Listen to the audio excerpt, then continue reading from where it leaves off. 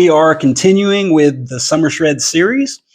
And one of our subscribers who's also participating in this free online challenge wants to know, is it okay to work out during an intermittent fast? And if so, is it better to do it near the beginning of the fast or closer to the end? Great question. My short answer is it depends. Now, I will give a more detailed response, but first, I want to make sure that you all know about all of our wonderful sponsors. We have so many sponsors at this point, it has become like a little online supplement store.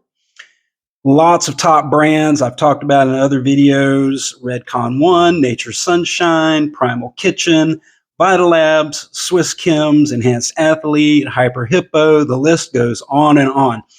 Most of these companies, you can just use discount code RESHAPE to save additional over and above what sales they have going on. If a lot of you don't know this, I have over 10 years of experience in the supplement industry.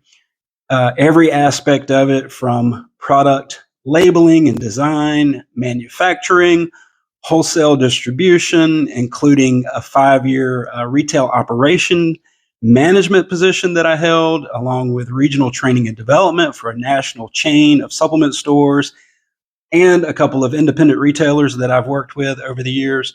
So supplements are really my forte. Of course, I want to make sure that everyone has a complete solution, that there's a workout and a meal plan and all those great things. So if you want to book a free one-on-one consultation with me, there's a link at direct.me/reshape. You can sign up to do that. No direct charge for the consult. Whatever products you end up purchasing should be enough to cover the time and effort that I put into that. This month, I'm going to give you a 30 days remote coaching absolutely free. So you can have access to my app for a full month, workout, meal plan, all of those things are included. Some of my clients pay hundreds of dollars a month. Some literally pay thousands of dollars a month. The remote coaching option is only $30 a month. So after that trial period, if you want to stick around and continue as a member, you can do that for only $30 a month. Or if you're on a regular subscription or regular purchases with any of our show sponsors, including Designs for Health, I meant to mention them earlier, I will include the coaching along with it. So the accountability, the meal plan, the workout, the group interaction, basically you have no excuses at this point. So go ahead and visit direct.me/reshape, sign up for that. And if I can help you to put together a lifestyle regimen that's going to help you reach your goals faster, including getting through the intermittent fasting challenge, I will be happy to do that. So my short answer is it depends. Okay. When we're talking about fasting and training, the main question is, what type of training are we talking about?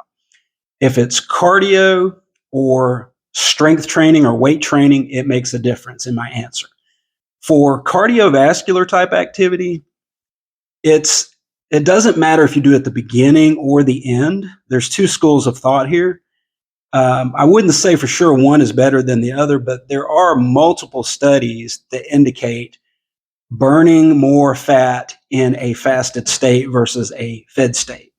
This is a common practice of all IFBB bodybuilding professionals, anyone who does any type of a photo shoot or anything like that, or an actor getting ready for a performance or role. That's the fastest way to burn the most body fat for cardio. Now, I define cardio as not exceeding zone 2. So we want to stay in an aerobic state. That means your target heart rate is not going to go any higher than 180 minus your age. That's the top end for your heart rate. That way you're still burning mostly body fat. The way I do that is at the beginning or kind of middle of the fasting. If I start a fast at 8 p.m. on, let's say, Wednesday afternoon, Thursday morning at 8 a.m. is when I'm doing that cardio. So about halfway into the fast. With strength training, on the other hand, I like that closer to the end of the fasting window, just so that you can recover from the workout as fast as possible. So following a strength training or weight training The main consideration is you need to get the protein and the aminos to start the rebuilding process. And we also want to get some glycogen into the muscle cells. When you do strength training, that's anaerobic style training. So that's not requiring oxygen. That's actually burning glucose or glycogen, which on the Reshape program, we get in enough carbs on the weekends to fill those levels, and whatever gets depleted in these 30-minute strength training workouts, your body can actually turn protein into glycogen. So it's not necessary to eat carbohydrate to replenish glycogen. Carbohydrate can do it faster, but that's part of the magic of the high protein, low carb approach, is that the additional energy it takes to convert that protein into glycogen is part of its thermic effect. So that's one of the reasons why the net calorie intake from protein is so low. Even been suggested that it's zero, just because we're losing some of that energy by converting it into carbohydrate. So remember, the Reshape diet, by the way, that's 5 meals a day, 5 days a week, 2 high carb meals 2 days a week. And then with intermittent fasting, we're just layering that on top of it to increase the calorie deficit. On the feeding days, we're turning some of those feeding days into fasting days. And we do definitely want to recover from the workout as soon as possible. Now, I have experimented, I've done this multiple ways with going back to the cardio training.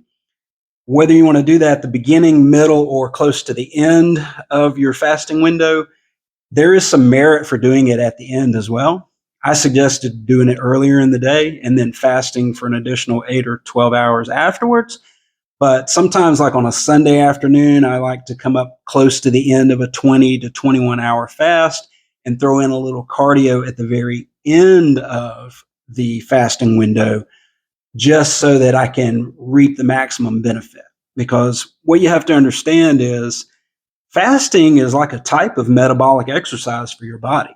When you're not consuming any food or calories, or specifically if you're not consuming carbohydrate, your body has to tap into its energy stores. It has to go into the reserves to burn mostly body fat to make up the difference with the energy. So by doing your cardio at the end of your fasting window, your glycogen is as low as it's going to get. You're maximizing, most of the fatty acids that you want, and it's easy to tap into that for fuel. So I hope that answers the question, and keep them coming. If there's something else you'd like to know about in an upcoming episode, just let me know that. And until next time, stay strong and enjoy.